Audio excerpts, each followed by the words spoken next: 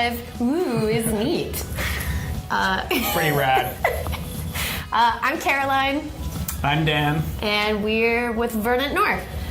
We just recorded another podcast episode last night, and we ran out of time for questions. So we're going to do a little live Q&A. We've got a few questions to start with, but if you have any more before we're done, please let us know, and we'll do our best to come up with an answer. Whether it's true or not is debatable, but we'll try. That'll be mostly true. Mostly Can we true. say that? Mostly true. Yeah. Truthy. Yeah, truth-ish. Go ahead. Should we start? Yeah, let's start. You know, I don't recall what the first question was, though. It's not coming to me. I know what'll refresh your memory. I definitely need to refresh something. Ah.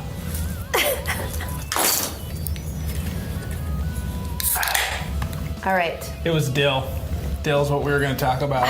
What's the big deal?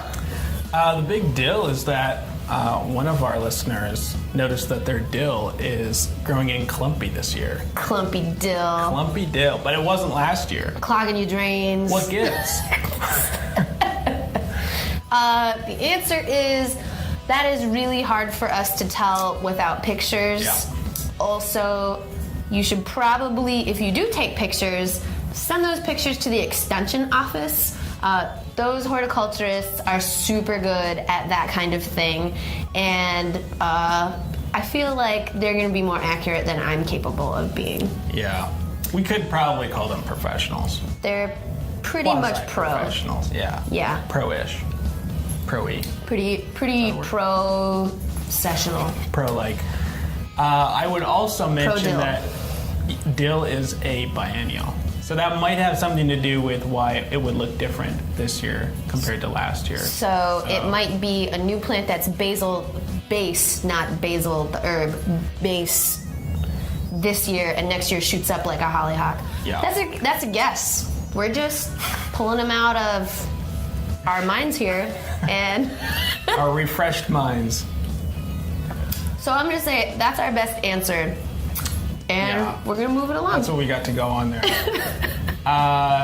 Let's see. What else did we have? The daylilies. The daylilies. Yep. What do you do if you have so many daylilies and you don't need that many daylilies? You want to get rid of them, but you don't want to kill plants because it feels cruel, but it's not. It's not okay cruel. to kill plants. It's okay. But if you have extra perennials, I found that the best way for you to be a good neighbor with that is to make a little post on Nextdoor if you have that kind of app. Or maybe Craigslist. Craigslist, Something yep. like that. Free plants, curb alert, free plants, daylilies on the corner of this and that, and they'll disappear. Yeah. It's fine. Or maybe you have a magical alley, like my friend Nicole, where you just set things behind your garage and they just disappear. We also thought it could be cool to just randomly plant them in medians all Yeah. over. Spread them around. Yeah, like a seed bomb, Spread the except joy. it's daylilies. So, I don't know. Daylily petals are also edible. They taste Oh, I didn't know that. slightly like foamy and a little touch of fruity. I don't know. I've tried Fruity them. and foamy. Like eating a soft botanical foam. As big as your tongue. It's, I don't know. So yeah, once you use the power of the internet, put a post to your friends on Facebook, hey, I'm getting rid of 200 orange daylilies. Let me know if you want any. And that way you don't have to go on Craigslist. But Craigslist isn't a big deal either. So No. I'll There's- remove there's this good post people when the out there. daylilies are gone. Don't contact me. You can be as social about it as you want. Or as antisocial. Or as antisocial. Yeah. That's true. All right, well, I feel good about that answer. Yeah, I think that's a solid one. Spread them around. Spread that daylily love around. I think our next question was about ladybugs. Ladybugs. I love ladybugs. They're so good. So the question was, is it a good idea to get a box of ladybugs for your garden? The answer, what's your answer? My answer would have would kind of depend. So I would say there's kind of two things when it comes to ladybugs. One is getting the beetles, like the adult beetles, and the other is getting the larvae. And I think we've talked about them, Paul and George, before. The beetles. Yeah, the larvae are way better at keeping down your garden pests, aphids specifically. Right. The adults will do it too, but not to the same degree. They're not, and they're much more mobile. Yeah. So the adults, maybe they'll hop a couple houses down and then eat those aphids. So it's kind of like. So it's hard to keep them in your yard to focus on just your plants, but that's kind of cool that you can buy a bunch of ladybugs. It is pretty cool. I think it's pretty cool, as long as you have enough habitat for them to make a cozy little home and lay some eggs. I think. Go for it. Why not? Yeah, you can't really go wrong. There's other methods of biological control for different pests, like praying mantises. You can get a praying mantis egg and they'll hatch, and then you'll have them all over. Up here, they don't overwinter, so you won't have them next year. But that's kind of a neat thing you can do.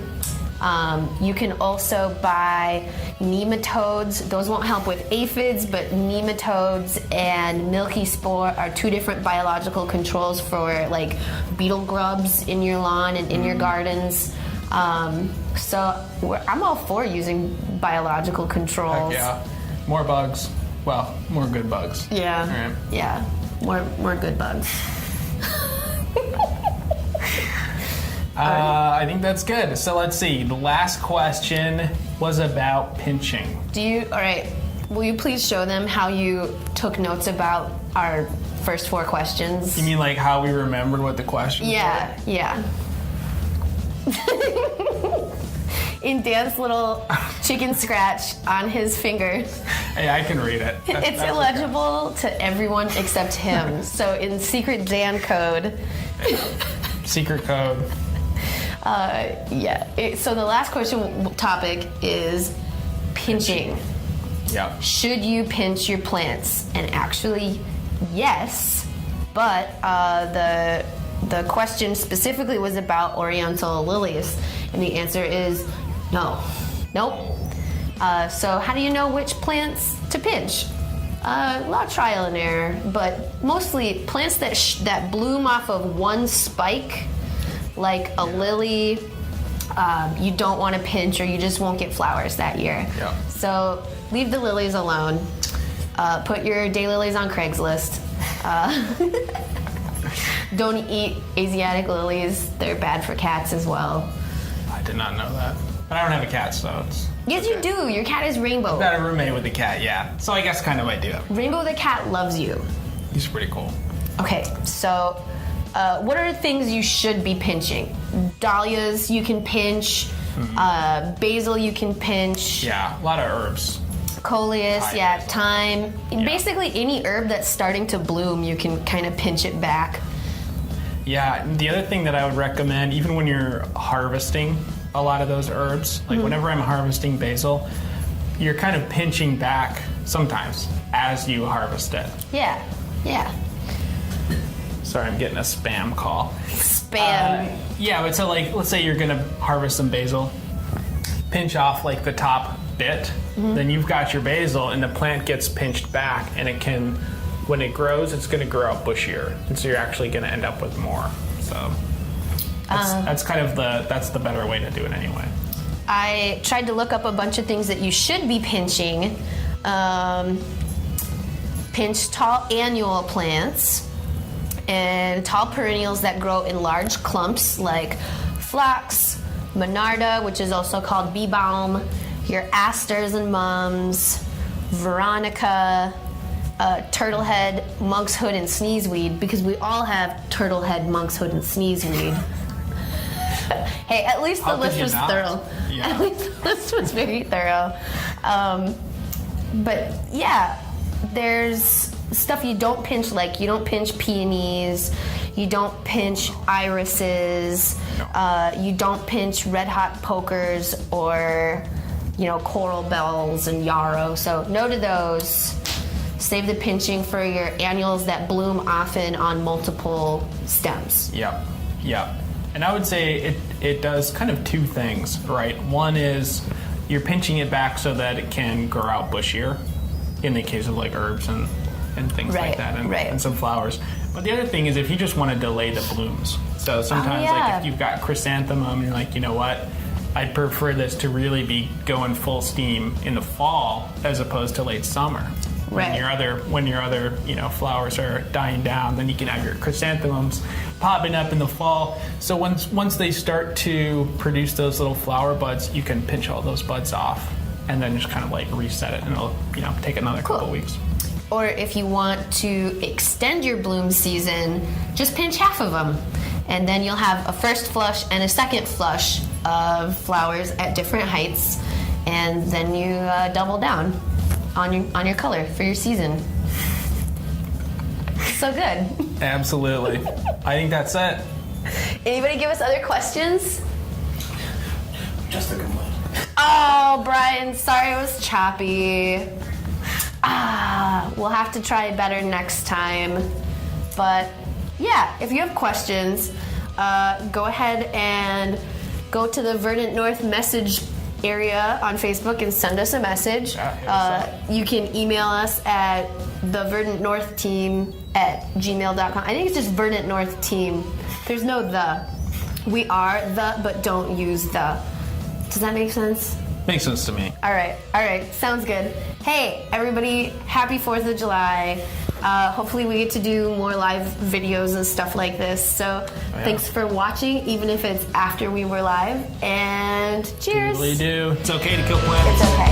You can kill them.